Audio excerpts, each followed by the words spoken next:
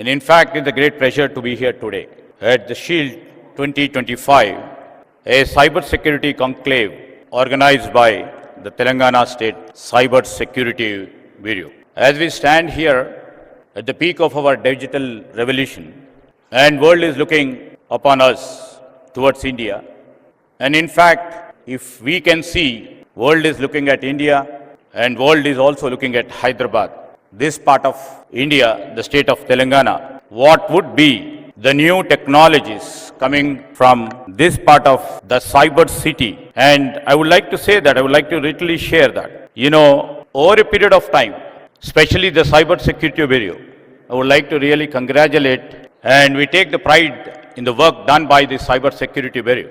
And they have excelled in trying to arrest the cyber crime to the max. And in fact, we are proud to say that the officials and the team in this bureau, with the help of the Cybersecurity Council, had made, just now the DG was just mentioning about how could they able to really stop the 350 crore cyber fraud and able to recover about 185 crores. This is the biggest achievement ever done by any state, and we take the pride in their achievement. And in fact, I would like to say that, when we are all moving from physical worlds to digital worlds, when the battle of supremacy is fought in cyberspace, not on pure battlefields. We have seen and we are experiencing in this digital world, I would like to say our nation, our states are risking losing data, but also they are losing the intelligence, and they are also losing the entire ability to maintain the geopolitical balance of the power.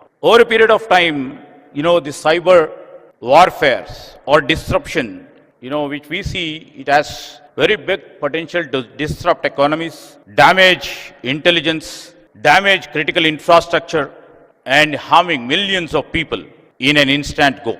The stakes are incredibly high, as we lack significant indigenous capabilities in both physical and digital world. I'd like to mention here on the digital front, we import about 7 billion worth of security stack from firewall to antivirus. Yet our market, our Indian market, remains in the single digit, despite being the world's second largest producer of software engineers with a close 6 million professionals. Now it's the time we need to change. We had to move from the traditional mode of approach to the real world digital era, and we shouldn't rely on our external partners. And as we are all seeing, the world order is shifting, and from world order, as we literally see that the soft power is playing a crucial role in maintaining a balanced power, which is supposed to be the next world order. World everywhere is absolutely trying to see that they are hyper connected.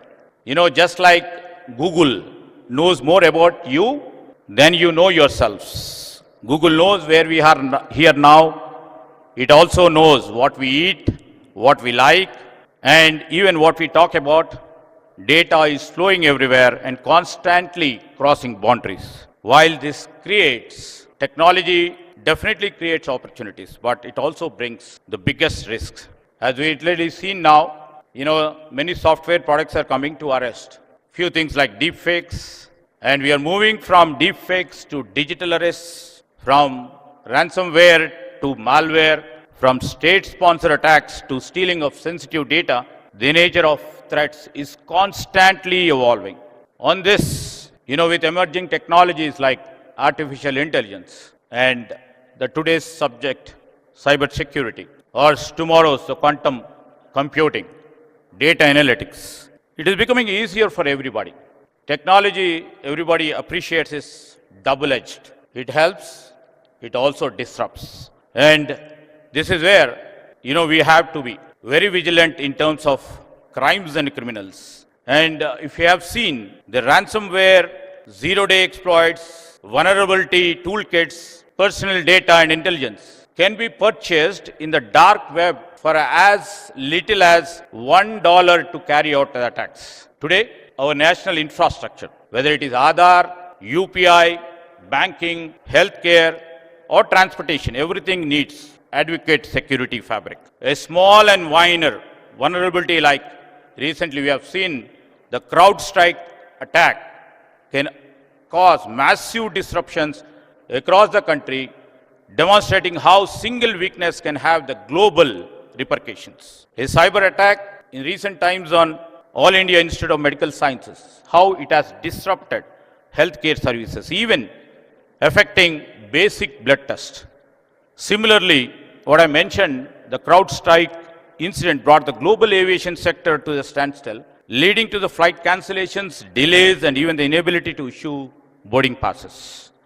In another instance, I would like to mention here the cyber attacks on power grids, disrupted electricity supply, underscoring the vulnerabilities in the critical structure. In digital warfare, if you see, the battle truly never ends. Once you come up with a solution, the hackers or the technologies, if I can say, they come in the next second with lots of disruption. I would like to say the stakes are high, both monetarily and non-monetarily. It is shocking to know, as for the reports, the world loses about 10 trillion every year to cyber crimes. And India alone, according to the statistics, I may stand corrected, we lost about 15,000 crores over last year.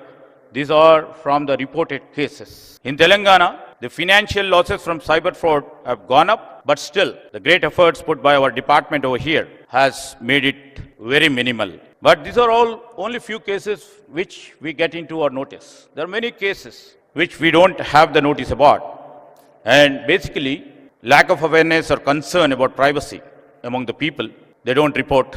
If we add to unreported cases, definitely I can see it would be doubled.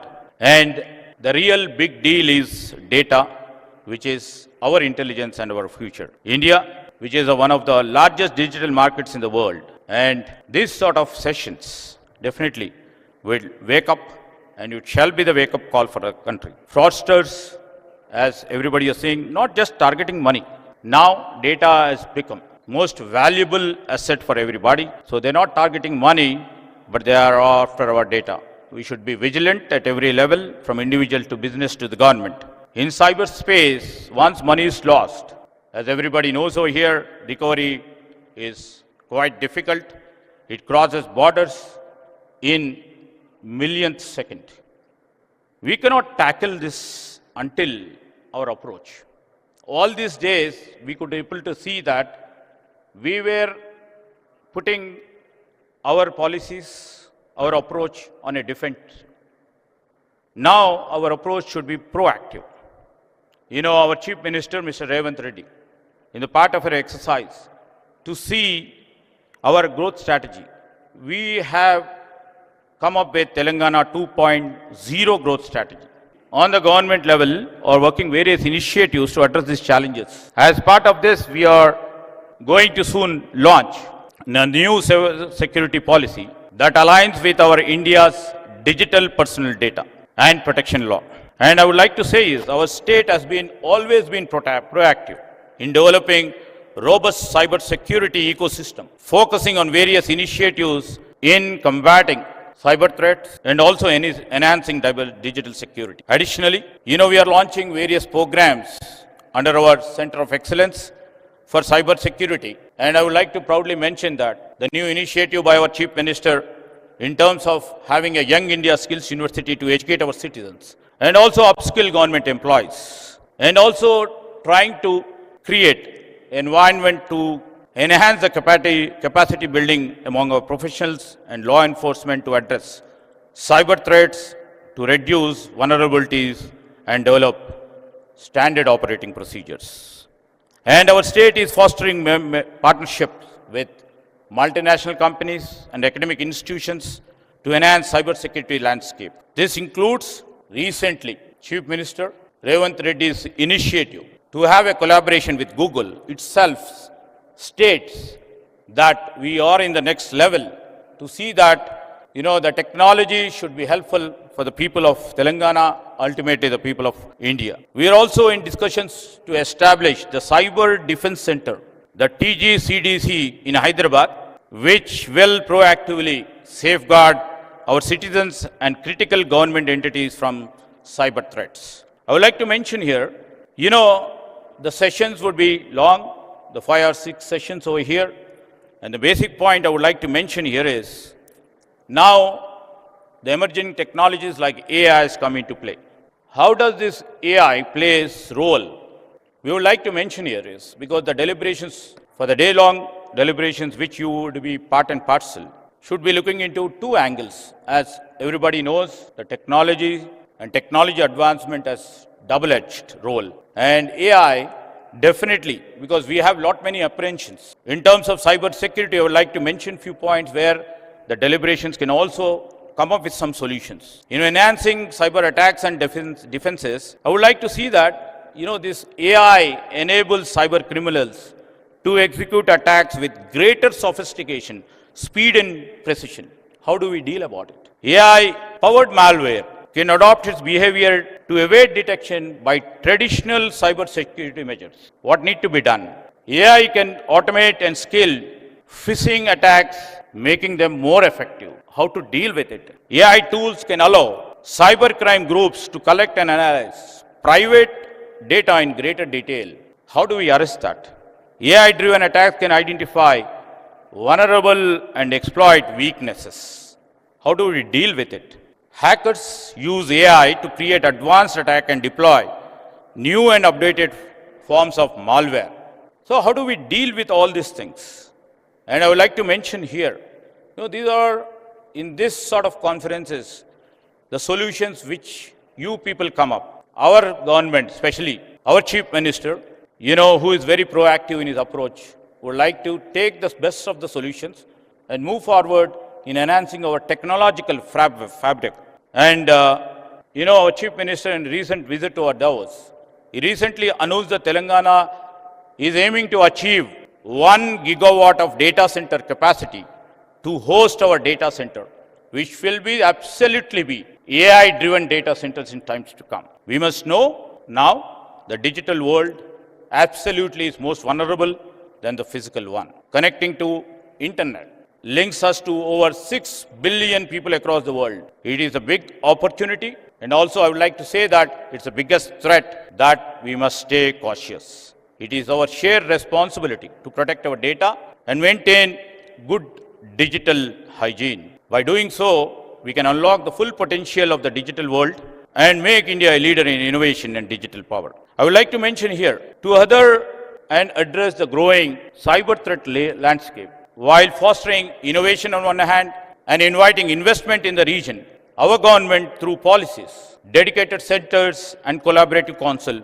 would be creating and would be serving. And also, we would like to see that a best and vibrant digital environment is being created. With these few words, I would like to conclude, and I thank the host and especially the Cybersecurity Bureau for hosting this meaningful session. Thank you, Anand.